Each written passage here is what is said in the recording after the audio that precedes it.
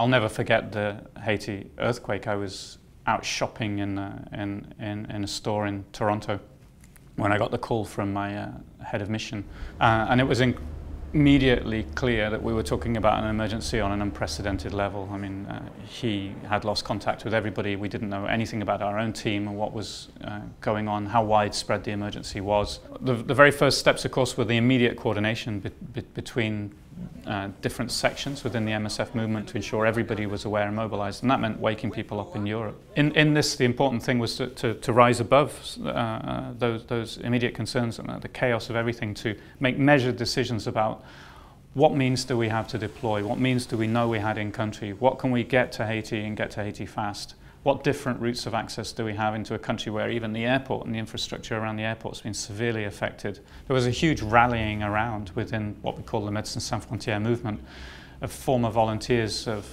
Médecins Sans Frontières who all heard about the disaster and got really quick agreements with their employers to say, hey, look, Médecins Sans Frontières needs me, can I go for a month to Haiti? So we put together charter planes, based basically on, well, what do we think the needs are going to be? Because in that kind of context, it's just too chaotic and too difficult to be able to make any real measured assessment of. The airport was in a very bad state.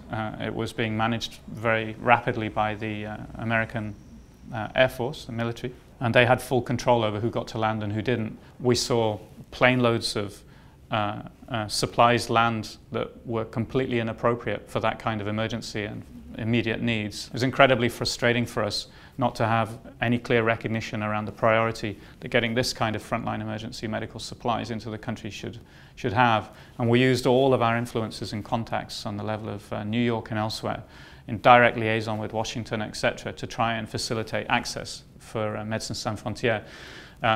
Not only because we're very good at this kind of response, but because we had the capacity already on the ground. We had the knowledge of the country. We had been working there for many, many years. And for us to scale up a response was far, far easier and quicker than for another organization or agency or a government body to come in and start something with no prior knowledge of that country and that setting. Now, in those kinds of emergencies, you very, very much depend on the independent leadership of the people that you have in your different projects. And it was astonishing to see how quickly the multiple teams of Médecins Sans Frontières that were there in Port-au-Prince, how quickly they established basic centres for attention in the streets of Port-au-Prince or in our own offices or in our own houses to deal with patients as they started to flood in. And so very, very quickly we became overwhelmed, of course, with the staff that we did have. I found it phenomenal that they still found that their role and their responsibility in that disaster was to help their fellow Haitians. But it's just to give you an insight into how a natural disaster of that kind